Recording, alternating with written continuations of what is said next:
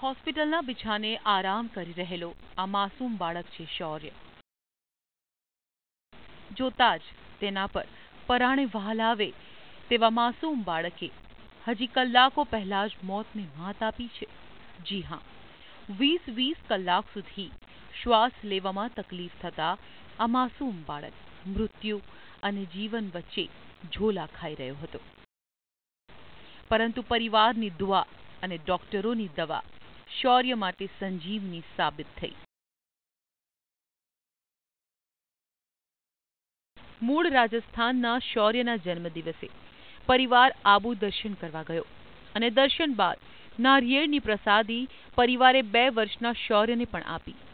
જો કે આ નારિયેળના 2 ટુકડા શૌર્યની શ્વાસ નળીમાં જતા રહેતા તેને શ્વાસ લેવામાં મુશ્કેલી પડવા લાગી. वो कोकोनट का बाइट उसके मुंह में चला गया और वो खांसी करने लगा. खांसी करने के बाद में गुमसुम हो गया और नॉर्मल हो गया. उसके बाद में उसकी तबीयत थोड़ी ठीक नहीं थी. श्वास लेने में तकलीफ होने लगी. પોતાના એકના એક પુત્રને શ્વાસમાં મુશ્કેલી ઊભી થતા તેના માતા પિતા હાંફળા ફાફડા બની ગયા. પોતાના વહાલસોયા પુત્રને બચાવવા માટે પરિવારજનો 14 કલાક સુધી સારવાર માટે રખડતા રહ્યા. આખરે છેલ્લા ઉપાયના ભાગરૂપ શૌર્યને સારવાર માટે અમદાવાદ ખસેડાયો. પરંતુ હજી રાહ આસાન નહોતી. આ માસૂમની મુશ્કેલીઓનો અહીંથી જ અંત નહોતો આવવાનો.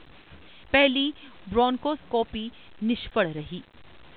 આખરી ઉપાયના ભાગરૂપે તબીબોએ શૌર્યના ગળામાં કાણું પાડી નાળિયેરના ટુકડા બહાર કાઢ્યા અને બાળકને મળ્યું નવજીવન. બાળક ગેસ્પિંગ કન્ડિશનમાં હતું, ઓક્સિજન લેવલ મેન્ટેન નહોતું કરતું. એમને આપણે તાત્કાલિક ટ્યુબ મૂકવી પડી, વેન્ટિલેટર પર મૂકવું પડ્યું. એ પછીના ઇન્વેસ્ટિગેશનમાં જે એક્સરે કર્યો, x-ray was not typical of foreign body aspiration.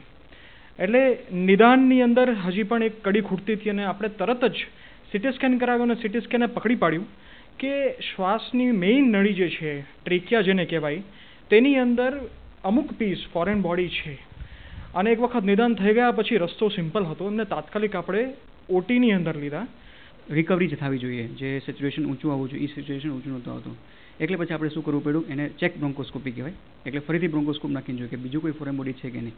જેમાં આપણને જાણ મળી, આપણને જોવા મળ્યું કે ભાઈને આમાં ફોરેન બોડી હજી પણ છે. એ કાઢ્યા પછી પેશન્ટનું સ્ટેબિલાઇઝેશન જે કહેવાય, પેશન્ટ સ્ટેબલ થયું. અને ત્યારે પછી આપણે જે ગળામાં કાણું પડ્યું હતું એ ટ્રેક્યોસ્ટોમી ટ્યુબ રાખી આપણે, જે 24 કલાક માટે આપણે રાખવી પડી. અને પછી આપણે ટ્યુબ કાઢી નાખીને હવે પેશન્ટ તમારી સામે છે. કે હાલ તો માસૂમ શૌર્ય સહી સલામત છે. તબીબોની મહેનતને પગલે શૌર્યને નવી જિંદગી મળી. પરંતુ આ કિસ્સો આંખ ઉઘાડનારો છે. Sanjay Joshi, ETV news, Ahmedabad.